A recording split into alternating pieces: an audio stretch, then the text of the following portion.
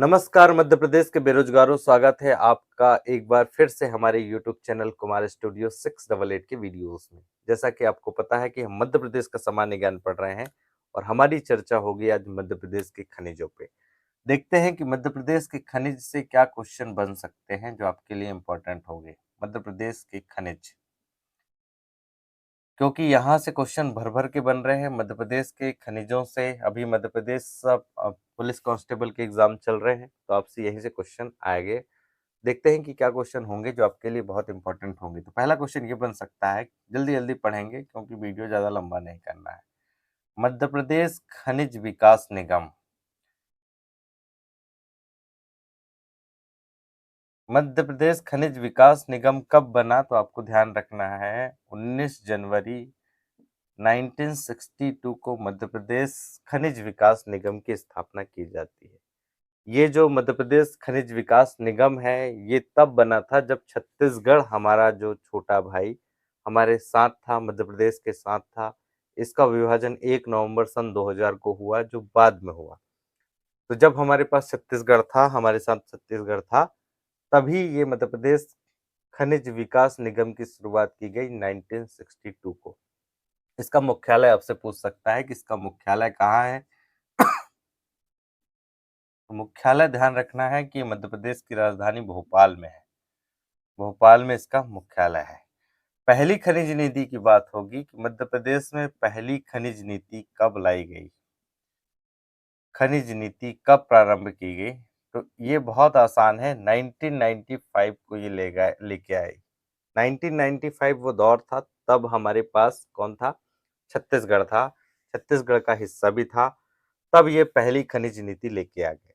लेकिन पहली खनिज नीति लाने में इसके बाद थोड़ा सा बदलाव हुआ, 1996 को बदलाव हुआ। और 1996 को हमने गौण खनिज नीति के रूप में कुछ चीजें जोड़ी गई। गौण खनिज नीति,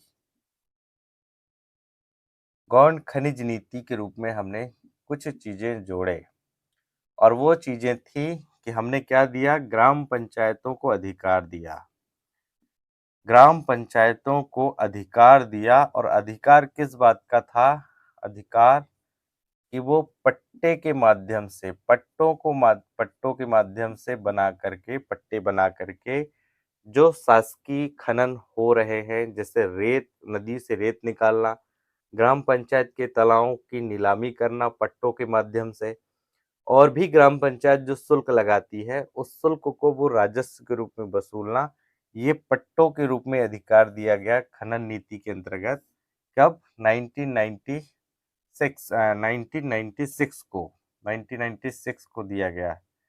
ये गलत हो गया है ना, यहाँ पर ध्यान रखेंगे। 1996 को गौण खनिज नीति लाई गई, ग्राम पंचायतों को अधिकार दिया गया, पट्टे दिए गए कि किस तरीके से वो खनिज नीति को प्रारंभ कर सकते हैं मध्य प्रदेश के अंतर्गत, और उसके बेहतर तरह बनाने की प्रक्रिया को अंजाम दे सकते हैं। तो ये दो क्वेश्चन हो गए। अब हमारे पास तीसरी खनिज नीति, सॉरी, दूसरी खनिज नीति भी आई है। दूसरी खनिज नीति, और दूसरी खनिज नीति जो आई है वो मध्य प्रदेश का जो छत्तीसगढ़ था उसका विभाजन होने के बाद आई। तो आपसे डेट पूछेगा तो 7 सितंबर 2010 बताना है। यानी 7 सितंबर 2010 वो समय था जब दूसरी खनिज नीति मध्य प्रदेश में लागू की गई, और इसमें वैज्ञानिक तरीके से खनन किया करने की बात कही गई। वैज्ञानिक तरीके से, वैज्ञानिक तरह से खनन करने की बात की गई कि अब हम जो करेंगे, ऐसा खनन करेंगे जिसमें पर्यावरण का किसी भी तरीके से हानि ना हो, और हम शासन की उन तमाम खनन नीतियों को लागू करने का प्रयास करेंगे जिससे पर्यावरण को किसी तरीके की क्षति ना हो, और ज्यादा से ज्यादा मात्रा में खनन कर पाए। तो ये जो फैक्ट है जो आपको इम्पोर्टेंट रखना है, जो आपको ध्यान रखना है वो है खनिज विकास निगम कब प्रारंभ हुआ? 1962 को प्रारंभ हुआ। मुख्यालय पूछेगा भोपाल में। पहली खनिज नीति आपसे पूछेगा 1995, आपको ध्यान रखना है। एक साल बाद हमने इसे गौण खनिज नीति में बदलाव किया गया, जिसमें ग्राम पंचायतों को पट्टों के माध्यम से अधिकार सुनिश्चित करने की बात कही गई। दूसरी खनिज नीति आपको ध्यान रखना है कि ये दूसरी खनिज नीति प्रारंभ हुई 7 सितंबर 2010 को, और इसमें वैज्ञानिक तरीके से, सरल तरीके से, बिना पर्यावरण को हानि पहुंचाए खनन करने की बात कही गई। तो अभी जो है वो दूसरी ही खनन नीति मध्य प्रदेश में अभी चालू है। इसी के द्वारा खनन किया जाता है। इसी के द्वारा जमीन से खनन क्या होता है, जमीन के अंदर से चीजों को निकालना या खनिजों को निकालना ही खनन कहलाता है। तो इसको तो पहले ही बता देना था, चलो देर आए दुरुस्त आए। चलते हैं, देखते हैं कि मध्य प्रदेश में और क्या एग्जाम के क्वेश्चन हो सकते हैं जो आपसे पूछे जाएंगे खनन से, मध्य प्रदेश की खनिज से, जो आपके एग्जामिनेशन में अभी तो भर भर के पूछ ही रहे हैं। मध्य प्रदेश पीएससी के एग्जाम और सर पे आने वाले हैं। तो देखते हैं, आज पहला खनन पढ़ेंगे या पहली खनिज पढ़ेंगे, तो वो है हमारे पास सुरमा। तो सुरमा भाई साहब जो होता है, इसे एंटी मनी भी कहते हैं। एंटी मनी, एंटी मनी भी कहते हैं। और ये जो होता है वो काले रंग का होता है। काले रंग का होता है, आंखों में प्रयोग किया जाता है। आंखों में लगाने के लिए आंखों में प्रयोग किया जाता है। प्रयोग आपसे पूछ सकता है कहाँ होता है, तो आपको बताना है ये जबलपुर में होता है। मध्य प्रदेश की सांस्कृतिक राजधानी जबलपुर में इसका बहुत ज्यादा ही खनन किया जाता है। आंखों में लगाने का प्रयोग करते हैं लोग इसको। और ये सुरमा होता है, इसका नाम एंटीमनी या काले रंग का इसको कहा जा सकता है। तो ये पहला हो गया हमारे पास सुरमा।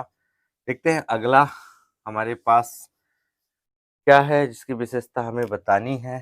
तो अगला हमारे पास है ग्रेफाइट।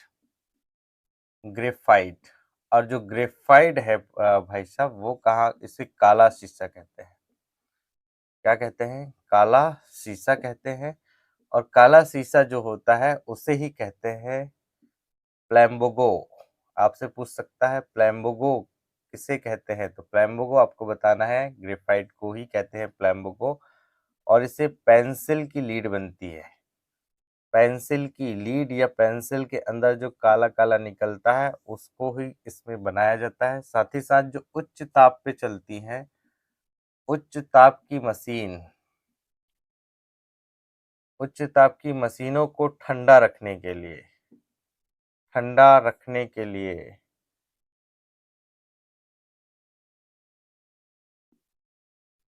प्रयोग किया जाता है। अब कैसे करेंगे उच्च ताप की मशीनों को ठंडा, तो इसमें इसके साथ ग्रेफाइट के साथ मिला करके क्या लगाया जाता है, तेल या ग्रीस। तेल या ग्रीस इसके साथ लगा दिया जाता है। जो तेज घर्षण करने वाली मशीनें होंगी उसमें ये काम आएगा। साथ ही साथ एक चीज याद रखना है कि जो घड़ी होती है, घड़ियों में भी इसका प्रयोग किया जाता है। घड़ियों में प्रयोग किया जाता है, समय बताने वाली घड़ियों में इसका प्रयोग किया जाता है। रिएक्टर में भी प्रयोग किया जाता है, क्योंकि रिएक्टर जो होता है वो उसमें भी ये काम आता है। तो न्यूक्लियर रिएक्टर जो होंगे, कौन से, nuclear, nuclear reactor, nuclear reactor की जो मशीनें होंगी उनमें भी इसका प्रयोग किया जाता है। क्यों? क्योंकि ये ताप को बहुत अधिक मात्रा में कम कर देता है। जो मशीनें उच्च ताप पे चलती हैं, ज़्यादा गर्म होती हैं, उनको ठंडा रखने के लिए ग्रेफाइट का प्रयोग किया जाता है। और कहाँ किया जाता है? घड़ियों में इसका प्रयोग किया जाता है। साथ ही साथ पेंसिल की लीड बनाई जाती है। तो ये भी आपको ध्यान रखना है। विद्युत का ये चालक होता है, कुचालक नहीं होता है। अगर हाँ, इसमें तो बताया नहीं कि कहाँ पाया जाता है, तो ये जो पाया जाता है, नोट कर लीजिए, मध्य प्रदेश के बैतूल जिले में। कहाँ पे?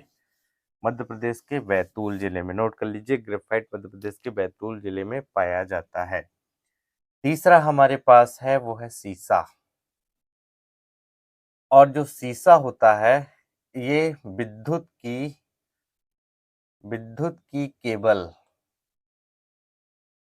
विद्युत की केबल, विद्युत की केबल बनाने में इसका प्रयोग किया जाता है। साथ ही साथ जो होगा, विद्युत की केबल तो बनेगी, लेकिन लोहे की जो चादरें होती हैं, लोहे की चादरें, लोहे की चादरों में इसका पेंट किया जाता है या ऊपर परत चढ़ाई जाती है।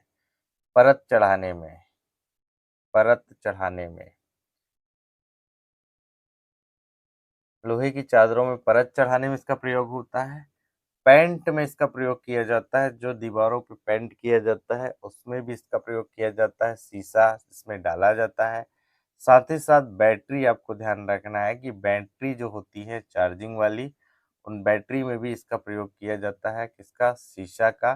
बैटरी के बाद आपको ध्यान रखना है कि युद्ध की सामग्री या युद्ध के उपकरण बनाने में, युद्ध की सामग्री या युद्ध के उपकरण बनाने में इसका प्रयोग किया जाता है। और एक चीज इसमें ध्यान रखना है कि ये पूरे भारत में तीसरे नंबर पर है। भारत में प्रथम है। भारत में प्रथम है, लेकिन मध्य प्रदेश, भारत में प्रथम है उत्पादन में। उत्पादन इसका भारत में प्रथम है, लेकिन भंडारण में ध्यान रखना है, भंडारण में ये तीसरे नंबर पे आता है मध्य प्रदेश में, यानी भंडारण नहीं कर पाता। पहला आपसे पूछेगा तो आपको बताना है राजस्थान, दूसरा आपको बताना है आंध्र प्रदेश। आंध्र प्रदेश दूसरे नंबर पर है और तीसरे नंबर पे आता है हमारा मध्य प्रदेश। उत्पादन जिले की बात होगी, कौन कौन सा जिला होता है उत्पादन में, तो आपको ध्यान रखना है। पहला आपका जो हो गया दतिया, दतिया के बाद दूसरा आपका होता है शिवपुरी, शिवपुरी में भी ये मिलता है। तीसरा आपका झाबुआ में मिलता है और झाबुआ के बाद मिलता है जबलपुर में। जबलपुर में शीशा। तो शीशे में कितनी चीज याद रखना है कि विद्युत की केबल जो लाइन होती है, लाइन विद्युत की केबल, उसके वायर बनाने में इसका प्रयोग किया जाता है शीशे का। लोहे की जो चादरें होती है, जिसे टीन कहा जाता है, आम भाषा में टीन सेट लगाते हैं, उस टीन सेट की जो परत होती है, ऊपरी परत, उसमें शीशे का प्रयोग किया जाता है। उसकी पॉलिश की जाती है शीशे की। साथ ही साथ पेंट, जो दीवारों में पेंट बनता है, पोता जाता है, लगाया जाता है, उसमें कलर में प्रयोग किया जाता है। बैटरी बनाने में, युद्ध के उपकरण बनाने में, युद्ध के उपकरण बनाने में। और आपको ध्यान रखना है कि ये जो है भारत में प्रथम इसका उत्पादन है मध्य प्रदेश में, लेकिन भंडारण में जो है तीसरे नंबर पर मध्य प्रदेश आता है। पहला जो भंडारण होता है वो राजस्थान में होता है सबसे ज्यादा, दूसरा आंध्र प्रदेश में होता है और तीसरा हमारे मध्य प्रदेश में भंडारण होता है, लेकिन उत्पादन में प्रथम स्थान है। जिला पूछेगा कहाँ कहाँ निकाला जाता है, कहाँ कहाँ खनन किया जाता है, तो दतिया में किया जाता है, शिवपुरी में किया जाता है, झाबुआ में किया जाता है और जबलपुर में किया जाता है। इससे ज्यादा फैक्ट नहीं होंगे शीशे से पूछने लायक। अब देखते हैं कि हमारे पास जो अगला है वो कौन सा है। वीडियो ज्यादा लंबा नहीं करना है क्योंकि आप ऊब जाएंगे देखते देखते। एक और पढ़ा देते हैं, देखते हैं क्या है। वो है स्लेट। स्लेट के बारे में चर्चा हो जाती है जल्दी से। तो जो स्लेट है, ये भारत में प्रथम इसका स्थान है। भारत में प्रथम जो है वो मध्य प्रदेश का स्थान है। मध्य प्रदेश का स्थान स्लेट का उत्पादन में। और जिला आपसे पूछेगा इसमें कौन सा जिले में इसका उत्पादन होता है, तो सबसे ज्यादा आपको बताना है मंदसौर। मंदसौर जिले में इसका उत्पादन होता है स्लेट। भारत में प्रथम स्थान रखता है और मंदसौर जो है इसका स्टेट है और जिला है जिसमें सबसे अधिक मात्रा में उत्पादन किया जाता है। यही जो फैक्ट हैं जो आपसे लगातार पूछे जाते हैं, इससे अधिक नहीं होंगे। मध्य प्रदेश में खनन की चर्चा हमारी कल भी जारी रहेगी। कल और देखेंगे कि क्या विशेषताएं हो सकती हैं, कौन कौन से खान उत्पादन जिले होंगे, क्या क्या खनन होता है। तो वीडियो अच्छा लगा हो तो अपने साथियों के साथ जरूर शेयर करिए। साथ ही साथ अगर आप हमारे यूट्यूब चैनल में पहली बार विजिट किए हैं तो चैनल को जरूर सब्सक्राइब कर लें। एजुकेशन वीडियो आपको नोटिफिकेशन के माध्यम से मिलता रहेगा। So thanks for watching and keep watching, keep supporting me. Have a nice day.